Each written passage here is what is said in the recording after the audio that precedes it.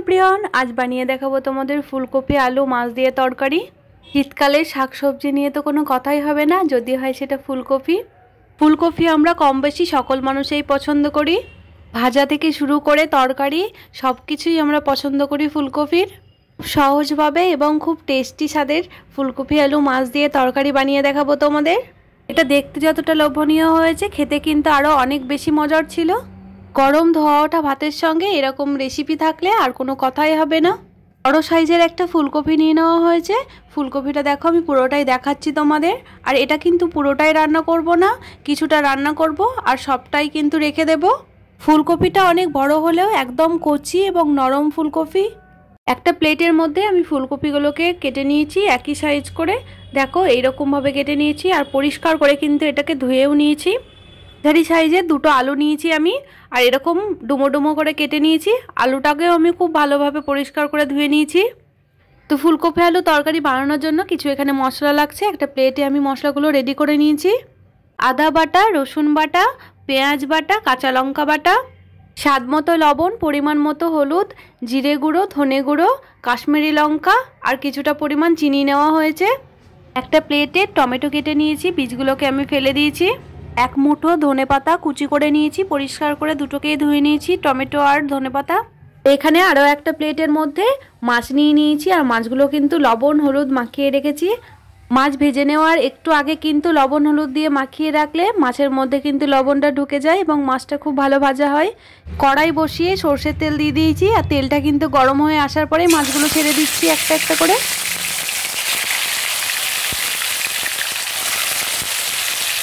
তেলটা খুব ভালোভাবে গরম হয়ে আসার পরেই কিন্তু মাছগুলোকে ছেড়ে দিতে হবে।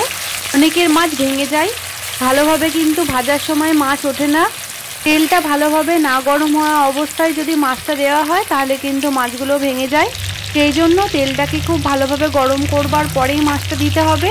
এখানে আমি সব মাছগুলোই দিয়েছিলাম আর এক পিঠটা আমার খুব ভালোভাবে ভাজা হয়ে গেছে। পরের পিঠটা আমি খুন্তির সাহায্যে উল্টে নিচ্ছি। বেশি লাল লাল করে মাছ ভাজার কোনো প্রয়োজন নেই। এখানে কিন্তু ফুলকপি আলু মাছ দিয়ে ঝোল বানানো হবে। ভাজা খেলে কিন্তু একটু লাল লাল করেই ভেজে নিতে হয়। মাছ ভাজার সময় কিন্তু গ্যাসের ফ্লেমটাকে একটু বাড়িয়েই রাখতে হবে, তাতে করে কিন্তু মাছটা খুব ভালো ভাজা হয়। মাছটা আমার ভালোভাবে ভাজা হয়ে গেছে। একটা প্লেটের মধ্যে তুলে রেখেছি, 4 পিস তুলে রেখেছি আর বাকিটা কিন্তু ভাজা খাওয়ার জন্য রেখে দেওয়া হয়েছে। ভেজে নেওয়া মাছের তেলটাতেই লাল লাল করে আলুগুলোকে ভেজে নিতে হবে। খুন্তির সাহায্যে দেখো আলুগুলোকে আমি মিডিয়াম দম করে ভেজে নিচ্ছি। একটু সময় নিয়ে আলুগুলোকে ভেজে নিতে হবে যাতে আলুগুলো ভাজার সময়তেই অনেকটা সেদ্ধ হয়ে যায়। তো দেখো আলুগুলো ভাজা হয়ে গেছে। একটা প্লেটের মধ্যে কিন্তু আলুগুলোকে আমি তুলেও নিয়েছি। দেখেই বোঝা যাচ্ছে যে আলুগুলো কিন্তু খুব ভালোভাবে ভাজা হয়ে গেছে। ওই তেলের মধ্যেই কিন্তু ফুলকপিগুলো দিয়ে দিচ্ছি। ফুলকপি দেওয়ার পরে কিন্তু ফুলকপিগুলোকেও খুব ভালোভাবে লাল লাল করে ভেজে নিতে হবে। ফুলকপিগুলো একদম কষি এবং নরম, যে খুব সহজেই কিন্তু ফুলকপিগুলো ভাজা হয়ে গেছে। আর ফুলকপিগুলো যখন ভাজা হয়ে যাবে তখন দেখেই বোঝা যাবে যে তেলগুলো কিন্তু ছেড়ে যাবে। আর ফুলকপি দেওয়ার সময় কিন্তু তুমি যতই তেল দাও ফুলকপিগুলো কিন্তু তেলটা শুষে নেয়। ভালোভাবে ফুলকপি ভাজা হয়ে গেলে কিন্তু ফুলকপি তেলটা আলাদা হয়ে যাবে। আর দেখো আমার খুব ভালোভাবে ভাজা হয়ে গেছে। একটা প্লেটের মধ্যে তুলে রেখে দিয়েছি। ওই তেলের মধ্যেই জিরে ফোড়ন আর কাঁচা লঙ্কা দিয়ে দিয়েছি। খুব ভালোভাবে ফোড়নটা ভাজা হয়ে যাওয়ার পরেই আগের থেকে কুচিয়ে রাখা টমেটোটাও এর মধ্যে দিয়ে দিচ্ছি। টমেটোটা একটু ভেজে নেওয়ার পরেই কিন্তু মশলাগুলোকে দিয়ে দিতে হবে। সমস্ত মশলাগুলো কিন্তু আমি একটু জল দিয়ে ভিজিয়ে রেখেছিলাম।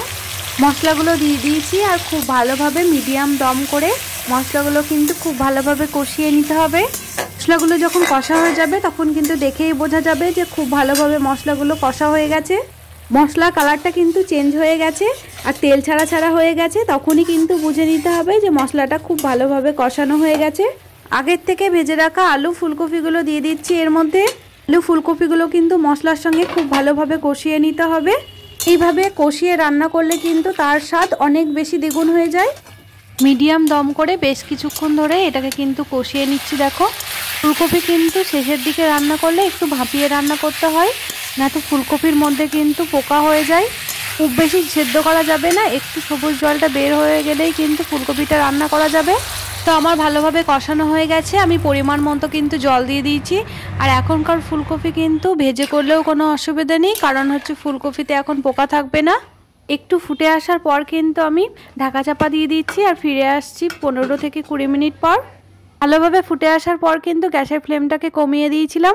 ফিরে এলাম 15 মিনিট পর আর খুব ভালোভাবে ফুলকপি আলুগুলো কিন্তু সেদ্ধ হয়ে গেছে, দেখেই বোঝা যাচ্ছে। দেখো খুন্তির সাহায্যে আমি আলুটাকে কেটে দেখাচ্ছি তোমাদের।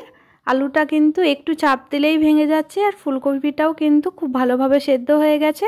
রান্নাটা আমার মোটামুটি হয়ে গেছে। আগের থেকে ভেজে রাখা মাছগুলোকে আমি এর মধ্যে দিয়ে দিচ্ছি। মাছটা দেওয়ার পর খুব ভালোভাবে কিন্তু ঝোলটার সঙ্গে মিশিয়ে নিচ্ছি মাছগুলোকে। মাছ দেওয়ার পর দম কমিয়ে কিছুক্ষণ ফুটিয়ে নিতে হবে।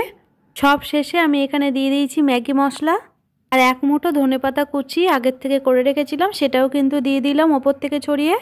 ম্যাগি মশলা দিয়ে রান্না করলে কিন্তু ফুলকপি আলু মাছের ঝোল আরও বেশি টেস্টি হয়।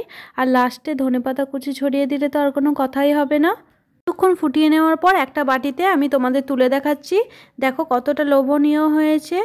এরকম ম্যাগি মশলা দিয়ে লোভনীয় স্বাদের ফুলকপি আলু মাছ দিয়ে রেসিপি থাকলে ভাতের পাতে আর কোনো কিছুই লাগবে না। গরম ধোয়া ওঠা একতলা ভাত নিমেষের মধ্যেই কিন্তু শেষ হয়ে যাবে। বাচ্চা থেকে বুড়ো সবাই কিন্তু পছন্দ করবে। আজকের এই রেসিপি তোমাদের কেমন লেগেছে কমেন্টে জানাবে। ভালো লাগলে লাইক করে দেবে। যারা নতুন বন্ধু আছো তারা কিন্তু চ্যানেলটিকে সাবস্ক্রাইব করে দেবে। তোমরা কেমন ধরনের ভিডিও দেখতে চাও অবশ্যই কিন্তু কমেন্টে লিখে জানাবে। ফুলকপি আলু মাছটা চামচ দিয়ে তোমাদের তুলে দেখাচ্ছি। দেখো মাছটা কিন্তু খুব সুন্দর সেদ্ধ হয়েছে। দেখো চামচ দিয়ে তুলতেই কিন্তু মাছটা ভেঙে গেছে। আর হ্যাঁ, শেয়ার করতে ভুলবে না কিন্তু। আজকের মতো টাটা বন্ধুরা, আবারও ফিরে আসি অন্য কোনো দিন অন্য কোনো রেসিপি নিয়ে।